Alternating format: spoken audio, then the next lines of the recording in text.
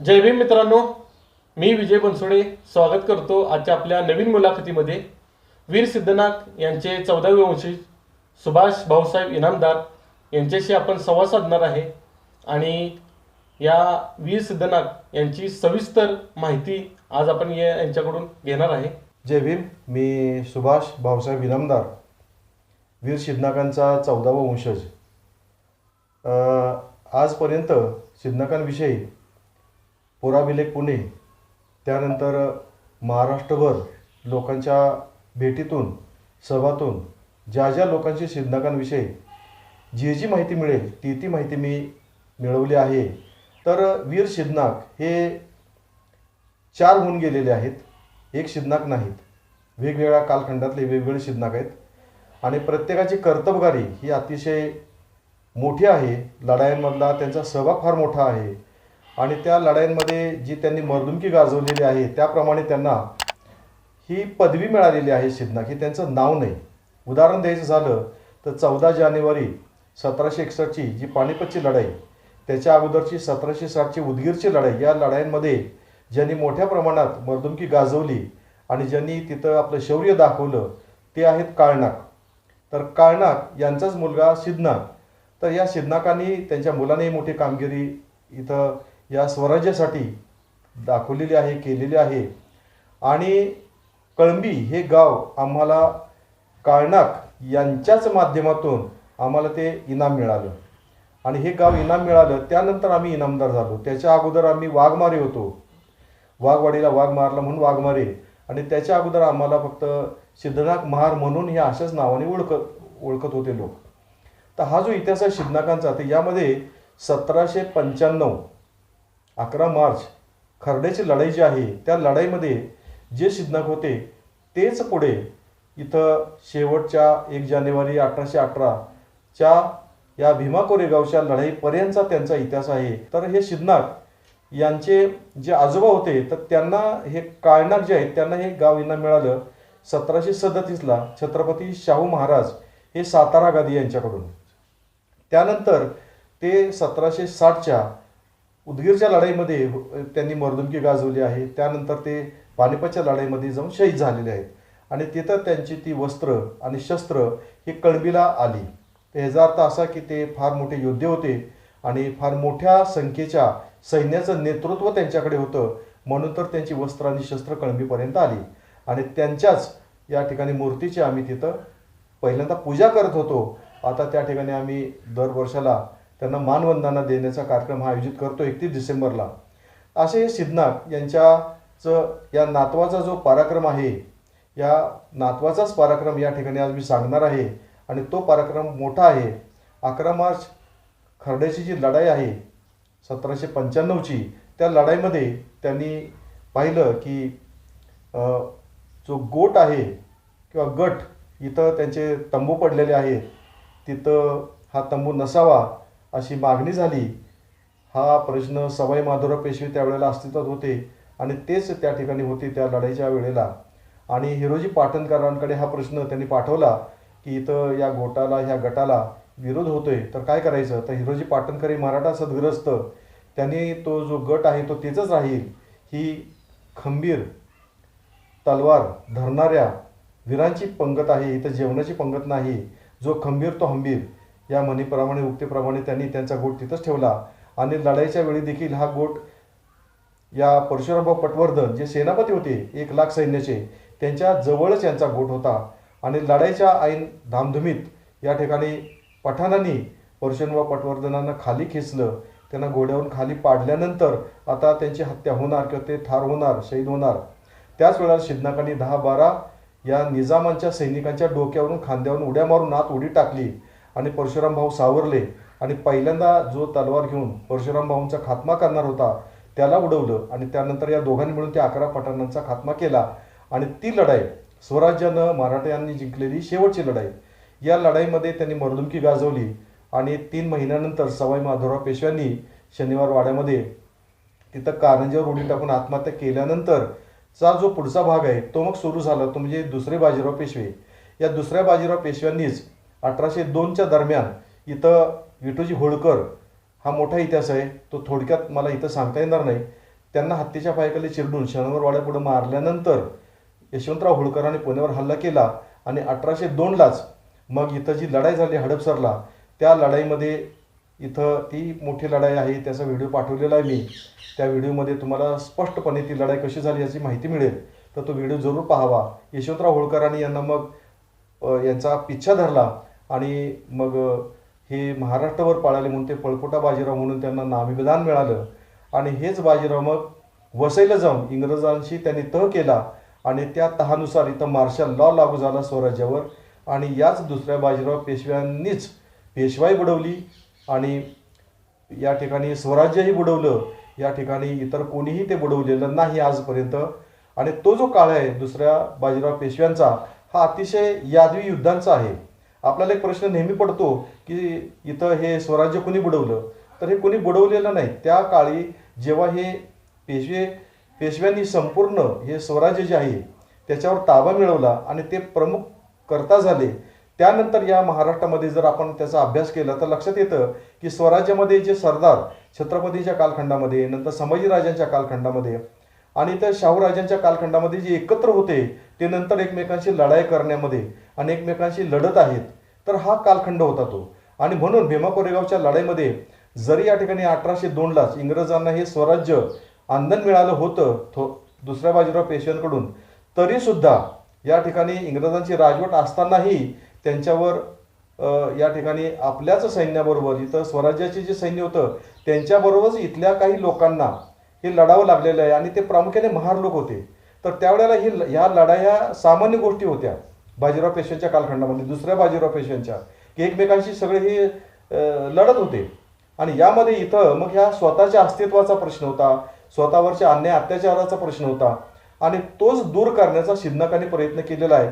Alexander यांनी या संपूर्ण जो त्यांना तिथं त्यांचं वास्तव्य होतं शनिवारवाड्यामध्ये, त्यांनी याचं लिखाण केलेलं आहे. ही माहिती सगळी आहे की दुसऱ्या बाजीराव पेशव्यांबरोबर बरेचदा त्यांचे खटके उडालेले आहेत. त्यांनी फक्त एकच मागणी केली होती की आमच्यावरचा हा जो गळ्यात गाडगं आणि पाठीला जो झाडू आहे तो तुम्ही काढलात तर अधिक बरं होईल आणि आम्ही तुमच्या बाजूने इंग्रजांविरुद्ध लढून तुम्हाला हे स्वराज्य परत मिळवून देऊ. परंतु बाजीराव पेशव्यांनी या ठिकाणी त्यांची ती मागणी मान्य केली नाही. तुमची आहे तीच स्थिती राहील. अशा पद्धतीनं मग हे या ठिकाणी ही जी लढाई आहे, या लढाईमध्ये हे सर्व ज्यांचे अन्याय अत्याचार झाला होता, यांच्या अनेक भावबंधांना या ठिकाणी अनेक प्रकारच्या हाल अपेष्टांना तोंड द्यावं लागत होतं. या सर्व अपेष्टांना या ठिकाणी सर्व प्रकारच्या त्रासाला, दुःखाला, कष्टाला त्यांचं अस्तित्व संपण्याची वेळ आली.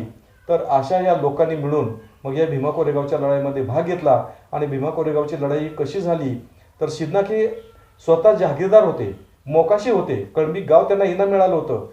प्रचंड मोठी शेती त्यांना शाहूराजांकडनं इनामात मिळालेली होती. त्यांचं सगळं 500 लोकांचं सैन्य आणि ते त्यांचं संपूर्ण कुटुंब त्यावर ते जगत होतं. असे हे नोकरी कशाला करतील इंग्रजांची? त्यांनी इंग्रजांना बाहेरून पाठिंबा दिलेला आहे आणि म्हणून इंग्रजांच्या कोणत्याही यादीमध्ये सिद्धनाकांचं नाव दिसत नाही. परंतु 1796 पासून त्यांचा जर इतिहास अभ्यासला, हा 23 वर्षाचा कालखंड जर पाहिला, तर दुसऱ्या बाजीराव पेशव्यांबरोबर त्यांनी अनेकदा सल्लामसलत करून किंवा विचार विनिमय करून हा प्रश्न मिटवण्याचा प्रयत्न केलेला दिसतो. बाबासाहेबांनी हेच काम केलेलं आहे की आपल्यावरचे अन्याय अत्याचार हे अधिकृतरित्या भारत स्वतंत्र झाल्यानंतर राज्यघटनेच्या माध्यमातून संपवले. पण याची सुरुवात सिद्धनाकांपासून झालेली होती. त्याच्यानंतर महात्मा फुल्यांनी तेच काम केलेलं आहे. बाबासाहेबांनी ते, शाहू फुले आंबेडकर, यासाठी तर या महाराष्ट्रामध्ये आज त्यांची नावं घेतली जाते. सिद्धनाक होते यांच्याबद्दलच्या बऱ्याच लढाई आहेत. त्यामध्ये आपल्याला भीमा कोरेगाव माहितीच आहे आणि खर्डा लढाई माहितीच आहे. मग आणि इतर कोणत्या लढाई होते त्यामध्ये सिद्धनाक हे? हां, तर सांगोल्याची लढाई आहे, त्यावेळचा हिंदुस्थान नावाचा जो भाग आहे त्याची लढाई आहे. सिद्धनाकांच्या बरोबर कालनाकांच्या अनेक लढाई, उदगीरची लढाई आहे. या लढाईचे सर्व पेपर जे आहेत तर ते सर्व पेपर आता माझ्याकडे आहेत. तर त्या पेपरांची यादी ही तुम्हाला व्हॉट्सअपच्या माध्यमातून बघायला मिळेल किंवा या व्हिडिओच्या खाली नंतर ते दाखवले. हा, कुठल्या कोंढाणा आपलं म्हणजे आता कोंढाणा किल्ला जो आहे, तर कोंढाणा किल्ला जिंकण्यासाठीचा जो भाग होता, तर तिथं जे सिद्धनाक आहेत त्यांना सिद्धबा म्हणायचे. तर सिद्धबा हे सिद्धनाकांना म्हणत होते. आणि सिद्धनाकांनी मग त्या ठिकाणी जो रस्ता होता, त्या ठिकाणी किल्ल्यावर जाण्याचा जो मार्ग होता, तो मार्ग दाखवण्याचं काम तिथं ते केलेले. त्यांनी त्याचा उल्लेख पुस्तकामध्ये आहे. तानाजी मालुसरे त्यांना मार्ग. हो, हा जो भाग आहे तिथून ती सुरुवात झालेली आहे. आणि तिथून पुढचे हळूहळू हे सिद्धनाक जे आहे ते घडत गेलेले आहेत. आपला जे पूर्वीचे सिद्धनाक आणि आत्ताचे पर्यंत म्हणजे इनामदार म्हणजे हा प्रवास कसा आहे? तर पूर्वीचे हे मूळचे नागवंशीय आणि या नागवंशाच्या राजवटी महाराष्ट्रामध्ये होत्या. हेच बुद्धिस्ट सातवाहनापासून याची सुरुवात होते आणि हळूहळू मग पूर्वी नावाला ढोर, कुंभार, चांभार हे अशाच प्रकारे त्यांची आडनाव होती. नंतर मग वाघवाडीला वाघ मारला म्हणून वाघमारे आणि वाघमारेंना इनाम मिळालं, कळंबीगाव इनाम मिळालं काळनाकांच्या काळात. मग त्यांचं नाव बदललं आणि ताम्रपत्र आहे त्याचं आणि अधिकृतरित्या पेपर आहे, त्याची सनद आहे आणि कोणाला मिळालं त्याचं नाव आहे, त्याच्या नावाचा उल्लेख आहे, काळनाकांना मिळालं ते आणि त्यांनाच पुढे सिद्धनाक म्हणून आम्ही त्यांची या ठिकाणी ती पदवी जी आहे ती त्यांना बहाल झालेली आहे आणि त्या माध्यमातून आपण त्यांना सिद्धनाक म्हणून ओळखतो. तर काळनाकांचाच इथं कळंबीमध्ये एक छोटं स्मारक आहे, ते मोठं व्हावं यासाठी आमच्या सर्व इनामदारांचे प्रयत्न चालू आहेत. हा म्हणजे जे आता आम्ही सिद्धनाथचं जे स्मारक आहे ते आम्ही भेट दिली मिरज कळंबीच्या या ठिकाणी. मग स्मारकाबद्दल जे एक मोठं ऐतिहासिक भव्य असं व्हावं अशी संबंध देशाची इच्छा आहे. म्हणजे माझी मी वैयक्तिक बघितल्यानंतर एक बलाढ्य रणधुरंधर वीर सिद्धनाथ हे यांनी बरेच असे लढाई करून जे विजय प्राप्त केले, एक वाटतं की भव्य ऐतिहासिक असं त्या ठिकाणी स्मारक व्हावं. यासाठी काय तुमचे प्रयत्न चालू आहेत? तर याच्यासाठी आम्ही बऱ्याच वर्षांपासून कार्यरत आहोत. बऱ्याच जणांना सांगलीमध्ये किंवा मिरजेमध्ये सुद्धा अनेकांना माहीत नव्हतं की सिद्धनाक इथले आहेत. तर त्याचं कारण असं की वाचन कमी पडतंय किंवा त्या बाबतीतली माहिती जेवढी मोठ्या प्रमाणात पुस्तक रूपानं उपलब्ध आहे ती माहिती वाचण्यात न आल्यामुळं कदाचित या गोष्टींकडे किंवा अभ्यासाचा जो इतिहासाचा अभ्यासाचा कल हवा तो तितकासा नसल्यामुळं कोणाला माहीत नाही. परंतु आताच्या या कालखंडामध्ये मोठ्या प्रमाणात भीमा कोरेगावच्या माध्यमातून असू द्या किंवा मग इथं या अनेक मुलाखती वेगवेगळ्या माध्यमातून होत आहेत आणि लोक देत आहेत आणि वेगवेगळ्या प्रकारचे व्हिडिओज हे दरवर्षी भीमा कोरेगावच्या संदर्भात रिलीज होतात. त्या माध्यमातून पोवाड्यांच्या माध्यमातून हा विषय जो आहे तो अनेक लोकांपर्यंत हा जातोच आहे सध्या. तर त्यामुळं मग हे लोकांपर्यंत आता पोचणं सोपं झालंय आणि जसजसे समजतंय तसतसे लोक आता कळंबी या ठिकाणी ते येत आहेत. पूर्वीच्या लढाईमध्ये जे शस्त्र वापरली जात होती ते शासनात जमायत असं ऐकण्यात येतं. ते सोडवण्यासाठी तुमचा काय प्रयत्न? बरोबर. तर सिद्धनाकांची आणि त्यांच्याबरोबरच्या असलेल्या 500 लोकांच्या सैनिकांची जी शस्त्र आहेत ती भारत स्वातंत्र्यानंतर ही संपूर्ण तहसीलला जमा करावी लागली. जेवढी माहिती मिळते त्या तहसीलमध्ये ती जमा आहेत. तर मी बाळासाहेब पटवर्धन यांच्याकडे पुण्यामध्ये मिरज वाड्यामध्ये त्यांच्या 4-5 वेळा भेटी घेतल्या. तर त्यांच्या वाड्यामध्ये गेल्यावर पाहिलं मी तर त्यांची सगळी शस्त्रास्त्र परशुराम पटवर्धन आणि त्यांच्याबरोबरचे सर्व त्यांचे पूर्वज यांच्या तलवारी, ढाली आणि सर्व शस्त्रागार त्यांच्याकडे उपलब्ध आहे.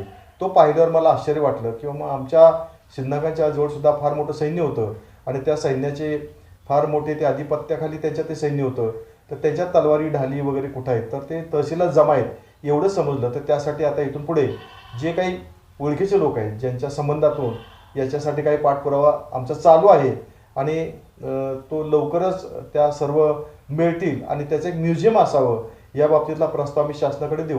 डॉक्टर बाबासाहेब आंबेडकर हे लंडनमध्ये होते त्यावेळी त्यांच्या पुस्तकात वाचनामध्ये आलं की आपले पूर्वीचे जे शूरवीर होते ते शूरतेचं प्रतीक म्हणून ब्रिटिशांनी त्या ठिकाणी जो विजयस्तंभ उभा केलाय, ही लढाई झाली त्यामध्ये, ते बाबासाहेबांनी स्वतः त्या ठिकाणी 1927 साली भेट दिली आणि संबंध आपल्या त्या गावातले लोकांना हाताशी धरून त्या स्तंभाशी जाऊन त्यांनी मानवंदना दिली.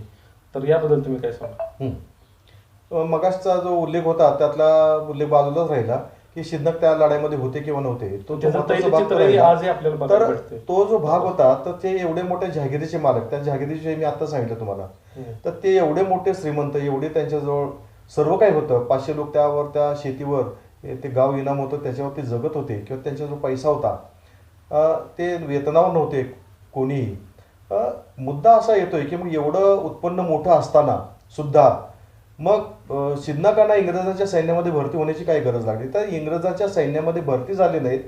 तर त्यांचा इतिहास पाहताना अभ्यासताना हे लक्षात येतं की 1896ला दुसरे बाजीराव पेशवे जेव्हा सत्तेवर आले तर त्यानंतरच मग खऱ्या अर्थानं ह्या अन्याय अत्याचाराला सुरुवात झालेली आहे आणि ती सुरुवात झाली जास्त करून इंग्रजांच्या कालखंडामध्ये. 1802ला इंग्रजांचा मार्शल लॉ लागला आणि त्यानंतर मग अन्याय अत्याचारही सुरू झालेले आहेत. मग हे जातीयता, मग या ठिकाणी उच्च नीचता किंवा हा जो वर्गवारीचा जो भाग आहे तो सुरू झाला.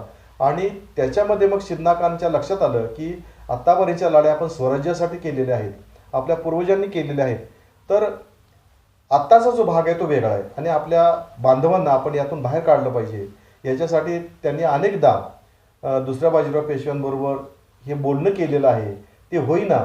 आणि त्यामुळं मग शेवटी त्यावेळेला यादवीच माजलेली होती. यादवी म्हणजे काय की आपापसात लढाया, जे अतिशय शूरवीर योद्धे होते त्यांनी आपापली साम्राज्य निर्माण केली, तिथले राजे झाले ते, मग ते होळकर असतील, भोसले असतील, इथं शिंदे असतील, तर हे सगळे गट जे आहेत ते वेगवेगळे होत गेले. त्या यादव्यांमध्ये या ठिकाणी मग कोण कोणाविरुद्ध लढत होता हा भागच राहत नाही.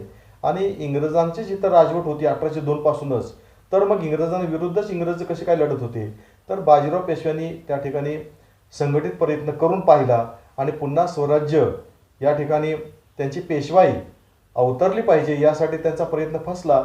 आणि 1802ला इंग्रजांनी पूर्णपणे त्यांच्याच ताब्यात असलेलं पुन्हा हे स्वराज्य पेशव्यांना या ठिकाणी मिरटला बिठोर इथं त्यांना पेन्शनवर पाठवलं, म्हणून पुण्याला पेन्शनरांचं पुन्हा असं म्हणून नाव पडलं. आणि इथं हा जो भाग आहे त्यांच्या शिंदे सहभागाचा, तर ते बाहेरून टॉटनला या ठिकाणी ते पाठिंबा देत होते. आणि त्याच्यामध्ये फक्त 50 सैन्य होतं त्यांचं, अगोदर सैन्य कमी होतं. आणि त्यामुळे शिंदेचं येऊन मिळणं, आणि शिंदेचा तिथं जातेगावला एक वाडा आहे, त्या वाड्यामध्ये त्यांचं वास्तव्य असल्यामुळं तो भीमा कोरेगावपासून 3 किलोमीटरवर आहे, तो आजही शिंदेच्या वाडा म्हणून प्रसिद्ध आहे. तर त्या वाड्यामध्ये सुद्धा आज जर तिथं ते राहत होते, त्यांचं वास्तव्य होतं त्या भागामध्ये, तर त्यांना त्या सगळ्या भागाची माहिती होती. आणि स्टॉर्टनला इंग्रजांना अशाच लोकांची माहिती होती. शिंदे काय आहेत हे त्यावेळच्या इंग्रजांना 1802 पासूनच माहिती होतं. कारण की सिद्धनाकांना पूर्ण आणि पार्श्वभूमी म्हणून काय झालं की इंग्रजांचा इतिहास त्यांनी स्वतः लिहिलेला आहे. आणि ते जे अधिकृत इंग्रज होते ते स्वतःची माहिती त्यामध्ये टाकतील. बाहेरून आलेल्या लोकांची किंवा बाहेरून पाठिंबा देणाऱ्या किंवा बाहेरून मदत करणाऱ्या लोकांचं नाव कसं मोठं करतील. जर शिंदेचं नाव मोठं करावं तर इंग्रजांचं नाव आपोआप त्या ठिकाणी त्यांच्या ज्या कामगिरी आहेत त्या कामगिरीवर त्यांना मग तिथं इंग्लंडची महाराणी किंवा इंग्लंडकडून त्यांना मोठमोठ्या पदव्या मिळत, त्यांना मोठी मानधन मिळत. तर याच्यासाठी त्यांनी फक्त आपलीच नावं ठेवली. शिंदेसारख्या आणि दुसऱ्या बाजीराव पेशव्यांबरोबर झालेल्या या अनेक विषयांचा जो विषय आहे तो फक्त अलेक्झांडर नावाच्या ग्रस्तानं त्याचं वास्तव्य 1802 पासूनच शनिवारवाड्याशी फार जवळ नव्हतं. आतून बाहेरून त्यांना सगळी माहिती होत होती, त्यांचे लोक सगळी माहिती गोळा करत होते पेशव्यांची, आणि त्यांनी ते लिखाण केलेलं आहे. त्यामध्ये आम्हाला हा इतिहास सापडतो. The battle of Bhima Koregaon हा चित्रपट आता येतोय. संबंध देशाला उत्सुकता लागली, मलाही लागली त्याची. मग सुरुवात त्याची काही तुमच्यापासून आपल्या कळंबीपासून सुरुवात झाली का, कशी मी काय सांगतो. तर हा एक मोठा भाग आहे. याच्यामध्ये नागपूरचे काही माझे मित्र आणि रमेश थिटेंचे ते मित्र, तर त्यांना मी कोण आहे हे माहीत होतं. जेव्हा रमेश थिटेंना माहीत झालं की कळंबीचे इनामदार हे शिंदेचे हे खूप जवळचे नातेवाईक आहेत किंवा वंशज आहेत, तर त्यांना NOC पाहिजे होती. आणि ती NOC ती मी दिलेली आहे. आणि चित्रपटाचा जो क्लिपिंग देऊन शूट सुरू होतं तर ते मी केलेलं आहे. सुरुवात माझ्यापासून झालेली आहे. ND स्टुडिओ जो आहे तर त्या ND स्टुडिओमध्ये कर्जत जवळचा नितीन देसाईंचा, पुढं काय झालं त्या देसाईंचं त्या स्टुडिओचं हे तुम्हाला आता माहीत आहे. तर ह्या अडचणीतूनच मग पुढे रमेशजींना खूप अडचणीत गेल्या आणि त्यामुळं तो चित्रपट थोडासा या ठिकाणी हा रेंगाळला आहे किंवा ते शूट बाकी असल्यामुळं तो लवकरच त्याच्या पूर्ततेसाठी ते रात्रंदिवस प्रयत्न करत आहेत. अनेक मीटिंग्ज होत आहेत. त्यातून त्यांनी हा जो चित्रपट आहे तो लवकरात लवकर रिलीज व्हावा या बाबतीत त्यांनी खूप प्रयत्न केलेले आहेत. आणि हा लवकर रिलीज होईल, त्यानंतर मग शिंदे कोण होते काय होते हे बऱ्यापैकी कळेल. या चित्रपटामध्ये साधारण मला वाटतं खरडा लढाई आणि भीमा कोरेगाव लढाई या दोनच लढाई असणार का, आणि काय त्याच्यातला जो महत्त्वाचा भाग आहे तो मुख्य कथा जी आहे ती मला आता जरी माहीत असली तरी मला ती सांगता येत नाही. कारण चित्रपटातलं जे औत्सुक्य आहे, चित्रपटाची कथा जी आहे त्या कथेविषयी लोकांमध्ये ज्या धारणा आहेत त्या सर्व या ठिकाणी त्याच्यामध्ये काही अविचार किंवा मतभेद निर्माण होऊ नये याच्यासाठी चित्रपट एकदा रिलीज झाला की मग अनेक मुलाखतीतून तो त्या चित्रपटाविषयी, त्या कथेविषयी, तिथं घडलेल्या अनेक घटनांविषयी, अनेक कलाकारांच्या विषयी, त्याच्याविषयी सविस्तर आपल्याला बोलता येईल.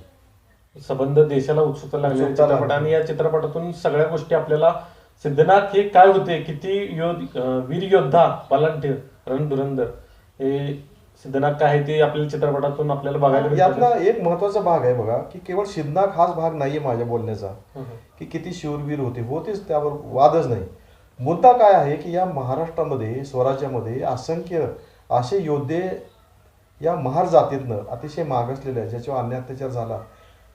संभाजीराजांचा मित्र रायप्पा, रायगड रायनाग, अमृतनाग, असंख्य वीर आहेत असे की ज्यांची माहिती लोकांपर्यंत तितक्या प्रमाणात गेली नाही जितक्या प्रमाणात ती जायला हवी.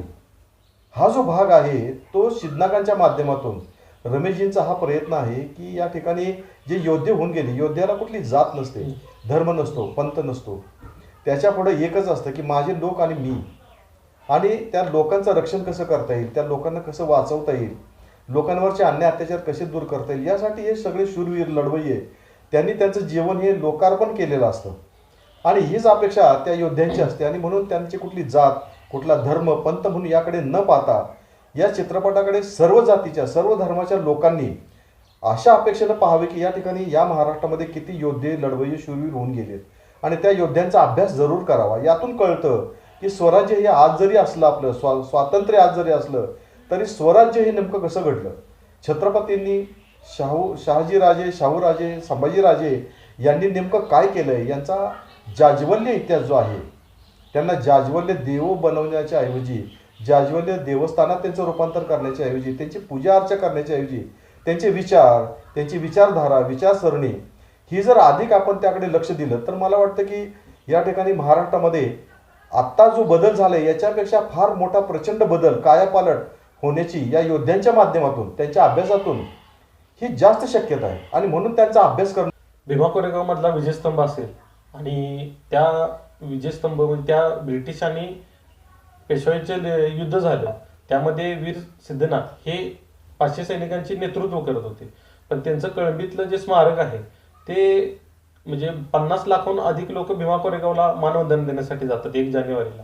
पण कळंबीला काही लोक येत नाही किंवा माहिती नाही बऱ्याच लोकांना. याबद्दल तुम्ही काय सांगाल? हा जरी आत्ताच्या क्षणाला फार प्रचंड प्रमाणात त्याचा गाजावाजा झाला नसला, तरी सिद्धनाथ हे बऱ्यापैकी लोकांपर्यंत पोहोचवण्याचं काम गेल्या अनेक वर्षांपासून मी माझ्या माध्यमातून, माझे बंधू जे आहेत, इनामदार कुटुंबियातले जे मुलं आहेत, तर ही जी नवीन पिढी आहे ही याच्यामध्ये आता लोकांपर्यंत हा विषय पोहोचवण्याचं काम करतायत. आणि तो विषय जातोय. आता लोकांना कळायला लागले. जिथं जिथं आम्ही जातो तिथं सभांना बोलवतात, ती माहिती देण्यासाठी बोलवतात. त्या माहितीच्या आधारे लोकांना कळतं की सिद्धनाथ कोणतरी. पण या ठिकाणी निश्चित सांगता येतं की नागपूर आणि विदर्भ मराठवाड्यामध्ये याचा खूप चांगला प्रचार झालेला आहे सिद्धनाथांचा. कारण लेखक जर पाहिले आपण, तर अनेक लेखक हे त्याच भागातले आहेत. आणि जेवढा प्रचार प्रसार या पश्चिम महाराष्ट्रामध्ये व्हायला पाहिजे, साताऱ्यापासून ते अगदी बेळगावपर्यंत तितका झालेला नाही. पण हा प्रचार प्रसार आता लोकांच्या माध्यमातून, तुमच्यासारख्या अनेक लोकांच्या या व्हॉट्सअपच्या माध्यमातून किंवा यूट्यूबच्या माध्यमातून हा लोकांपर्यंत जातोय आता.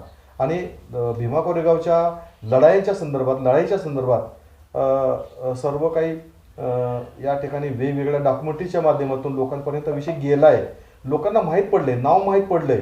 परंतु नेमकं काय घडलंय, त्याचा सविस्तर इतिहास काय तो माहीत नसल्यामुळं थोडं चाचपडणं होतंय. पण थोड्या दिवसात याचा जर चांगला ग्रंथ तयार झाला, तर मला खात्री आहे की सविस्तर नागवंशीय आणि नागवंशांपासून बुद्धिस्टांपासून मग सातवाहनासारख्या राजवटी आणि त्या संपूर्ण इतिहासाची उकल जेव्हा लोकांपर्यंत होईल, तेव्हा लोकांना कळेल की अरे चा, आपण तर खूप उच्च कोटीचे आहोत. जाती धर्माचे म्हणणं हे फार सोपं आहे, पण आपण उच्च कोटीचे विचारांचे आहोत हे जेव्हा लोकांना कळेल की बुद्धिझम म्हणजे काय नेमकं, तर तेव्हा मग सर्वच जे इतर आपली जात ना, धर्म ना, पंथ काय बदलण्याची गरज. बुद्धिस्ट होणे म्हणजे काय, बुद्धिमान होणे. बुद्धिमान म्हणजे प्रत्येक गोष्ट ही तुम्ही तुमच्या बुद्धीला स्मरून, विचारून, तिची चौकशी करून, तिची खात्री करून तुम्ही जेव्हा स्वीकार करता आणि तेव्हाच ती गोष्ट खरी आहे असं तुम्हाला वाटतं, तेव्हा ती स्वीकारता. हा बुद्धिझमचा मार्ग आहे. तर बुद्धिस्टांच्या राजवटी होत्या तेव्हा GDP जवळजवळ 30-35% होता. आज जवळजवळ इथं 10-12-11वर आपण इतक्या आधुनिक भारतामध्ये सुद्धा तो GDP वाढत नाही वर. तर त्याचं एकच कारण आहे की इथं बुद्धिमत्ता कमी पडते लोकांमध्ये, आणि त्या बुद्धिमत्तेच्या माध्यमातून या देशाचा, या राज्याचा, या गावाचा इथं विकास होणं फार सोयीचं होईल जर आपली बुद्धिमत्ता वाढली तर, आणि बुद्धिझमचा आपण अभ्यास केला तर. बुद्धिझम यासाठी आहे. धन्यवाद सर.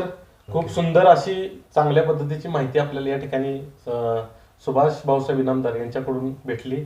तर अतिशय आनंद होतोय सर. खूप गोष्टी माहिती नव्हत्या, त्या लोकांना पण माहिती होईल, मलाही माहिती झाल्या. तर चांगल्या पद्धतीने तुम्ही या ठिकाणी जे विचार आहेत तुमचे तुम्ही या ठिकाणी मांडले. तर मित्रांनो, खूप चांगल्या पद्धतीची माहिती आपल्याला सरांनी दिली. तर हा व्हिडिओ आवडला असेल तर कमेंट बॉक्समध्ये नक्की कळवा. लाईक करा, शेअर करा, सबस्क्राईब करा. लवकर भेटू आपल्या पुढच्या नवीन व्हिडिओमध्ये.